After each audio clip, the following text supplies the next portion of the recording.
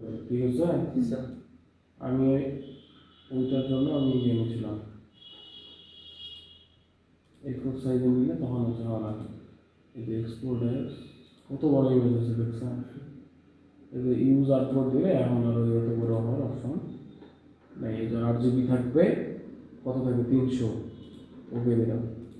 এখন দেখেন আমি এখানে এই যে আসছে এটাকে জাস্ট ওপেন করলাম, ঠিক আছে,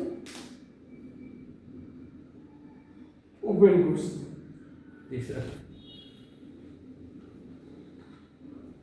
বুঝতে যায়?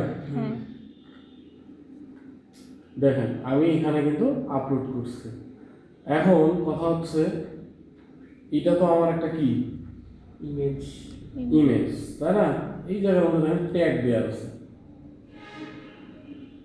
আছে, অ্যাড ক্যাপশন দেওয়া আছে, কি ক্যাপশন দিতে পারতেছেন।